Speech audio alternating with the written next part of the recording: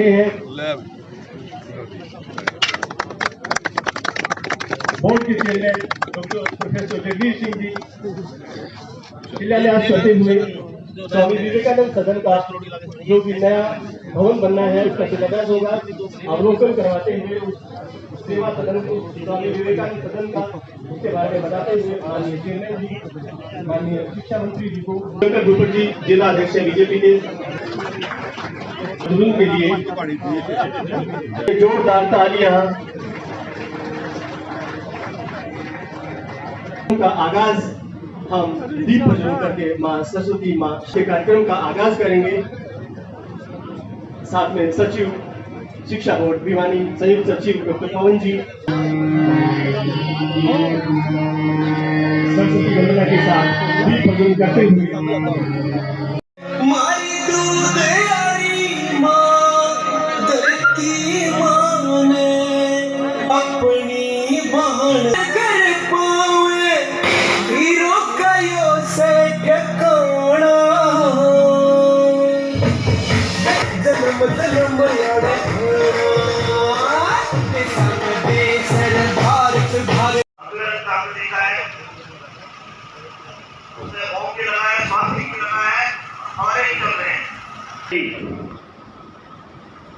उसमें से माननीय मुखर्जी का सदा स्वागत है।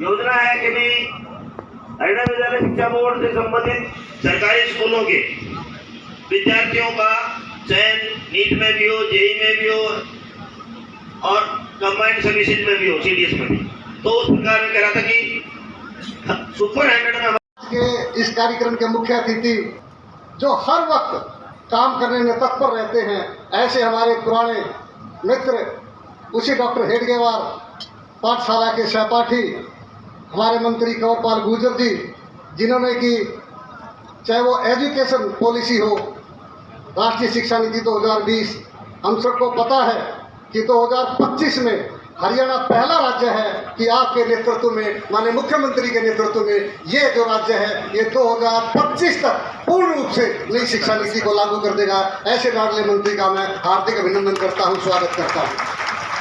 आपको पता है कि आप लगातार विधायक हैं, आप सबका प्रेम आपको मिलता रहता है और विपरीत परिस्थितियों में भी, जब हरियाणा में विपरीत परिस्थितियाँ थी तो भी आपने हरियाणा में कमल का फूल खिलाया है। ऐसे हमारे विधायक का मैं हार्दिक अभिनंदन करता हूं, स्वागत करता हूं। और हमारे भाई बोर्ड की जो चेयरमैन है ये बड़ी मुश्किल है। आपने पिछले 6.5 साल से बोर्ड के अंदर जो काम किया है, मैं बहनों भाई आप सबको बताना चाहता हूं कि पूरे हिंदुस्तान के अंदर इस व्यक्ति ने, देसी भाषा में कहूँ तो एक तरह से लठ गाड़ दिया। का सपना था अंतिम व्यक्ति का विकास हो, उस विकास को नजदीक से देखा है और इस पुस्तक के अंदर अनेक आयाम उन्होंने लिखे। मैं एक बात अवश्य कहूँगा, मैंने पिछली बार भी कहा था और वो अखबार में छपी थी कि मोदी जी ने शांति और राष्ट्रवाद इसकी एक नई परिभाषा थी।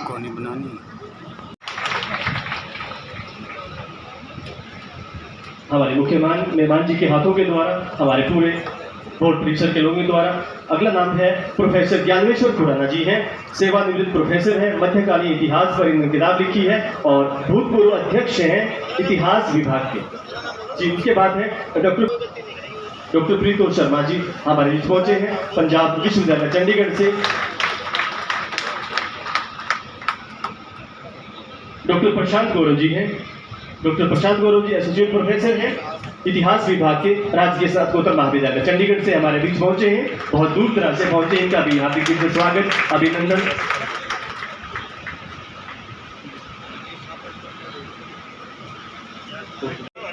ऋषि जी, डॉक्टर ऋषि जी, डॉक्टर घनश्याम जी, सम्मानित करते हुए डॉक्टर कल्पना चावला अवार्ड, जैसा कि आप देख रहे हैं 51,000 रुपए का इनाम दिया जाता है, नगद पुरस्कार दिया जाता है वार्षिक अलंकरण समारोह पे। आप इस बच्चे को देखिए। तालियां फाइल के लिए पिताजी का सिर्फ गौरव से ऊंचा हो जाता है जब ऐसे बच्चों को जन्म देते हैं, ऐसे बच्चों को मंच पर देखते हैं। बहुत बहुत शुक्रिया। काजल के बाद डॉक्टर कल्पना चावला अवार्ड 51,000 रुपए। मुस्कान के Baba Sharvan Nath senior secondary school Pehowa Kurukshetra से आए हैं। अगला नाम है देवांशी, 10वीं की छात्रा है, पिताजी Yashpal government senior secondary school Sultan Kala Jind से हैं, फूल कैंसूल से हैं। 495 नंबर प्राप्त किए हैं, जोरदार तालियां।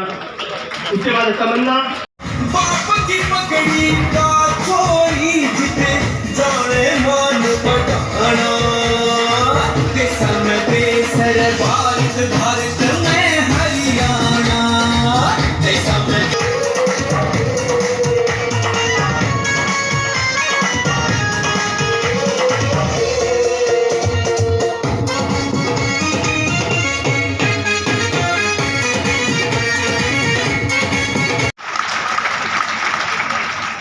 आपकी तालियों की गुनगुनाहट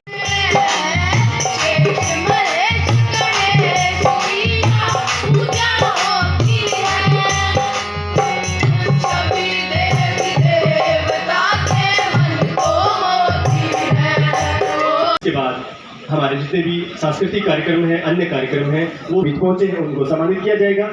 सम्मानित करते हुए हमारे बोर्ड के chairman professor doctor Jagdish Singh ji, BP Yadav ji, secretary sir Shri Krishna Kumar ji, मीट सेक्रेटरी घनश्याम सराफ जी, दिसंबर वाल्मीकि जी, शंकर भूपट जी, अन्य सभी लोग सम्मानित करते हुए हमारे मुख्य मेहमान जी को, हमारे लिए गौरव की बात है, हमारे लिए गौरव की क्षण है। एक बार जोरदार तालियां।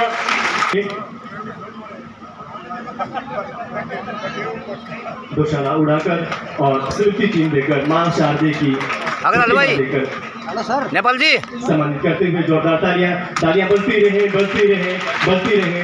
हमें हौसला मिलता है, ऊर्जा मिलती है।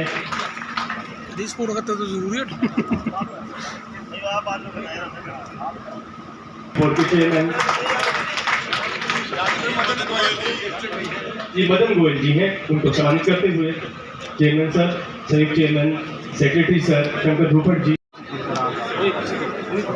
मेरा कहना यह है कि जो लोग भगवे की बात करें, भगवा का लग रहे हैं, तो वो कहते हैं वो कौन सा कलर करना चाहिए। हमारी लोग भगवे के प्रति बड़ी श्रद्धा है, हमारे लोग महापुरुष हैं, उनकी बड़ी श्रद्धा है, आज भी बड़ी श्रद्धा है। आज भी जिस व्यक्ति को ना भगवा कलर का ना कहीं का पता है, लेकिन वो भी किसी साधु महात्मा को देखता है, उसने भगवे कपड़े में रखे तो उसका भी सिर्फ प्रणाम करता है। क्यों करता है? क्योंकि वो भगवे का ही एक रुतबा है जो पुराने टाइम से चला रहा, हजारों साल से चला रहा, तो भगवे के प्रति श्रद्धा है।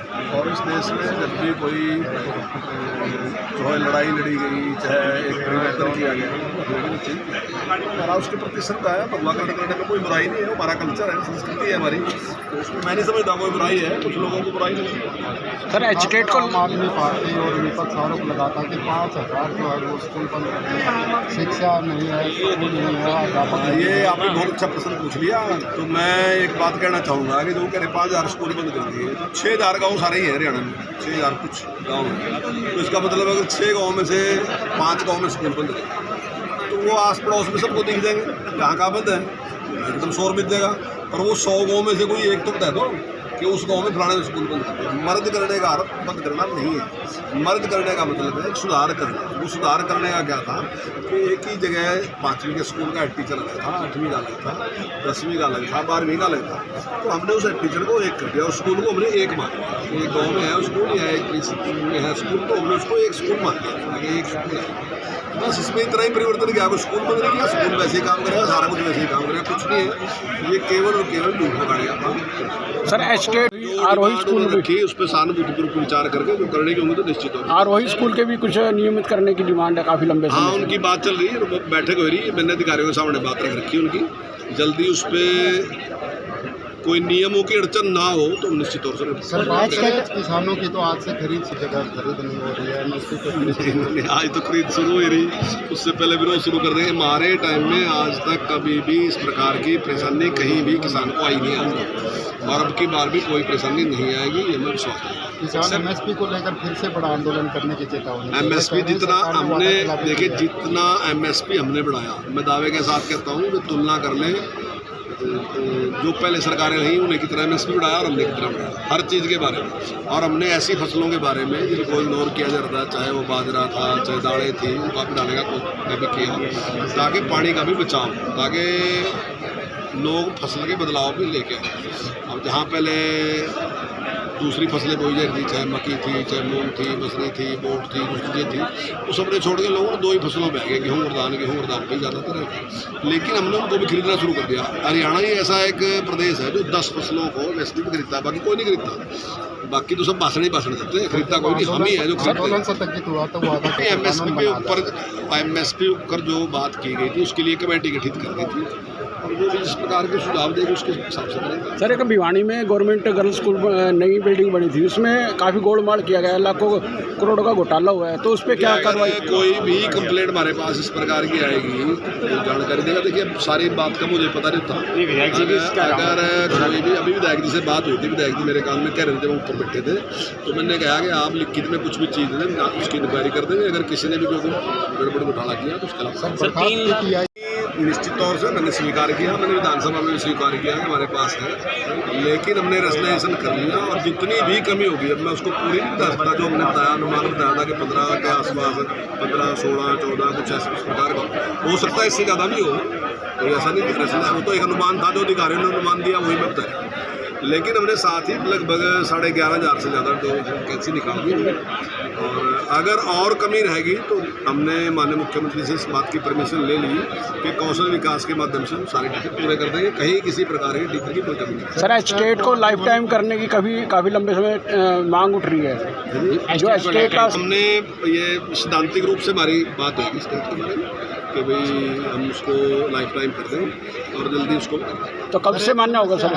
इस साल जिन्होंने फॉर्म भरे हैं जिनका आरोही नहीं, उसको भी हमने पहले से ही बढ़ा दिया।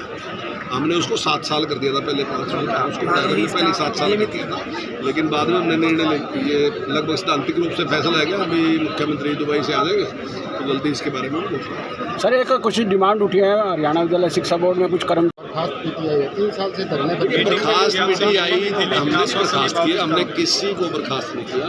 जो पीटीआई थे वो कोर्ट ने बर्खास्त किए, जो पूर्व की सरकार थी उसने नियमों का पालन नहीं किया। नियमों का पालन नहीं किया तो इस वजह से बहुत से लोग, केवल पीटीआई नहीं थे, जो ड्राइंग टीचर भी थे, जो जेबीटी भी थे, जो दूसरे थे, बहुत लोग बर्खास्त किए। लेकिन हमने मानवता के आधार पर निर्णय लिया कि हमको वो ठीक जो वो नहीं दे सकते, लेकिन जो कॉन्ट्रैक्ट पे हम रखते हैं उस प्रकार का जॉब हम उनको देंगे ताकि वो बिल्कुल बेरोजगार ना, उसके लिए हमारा प्रयास है।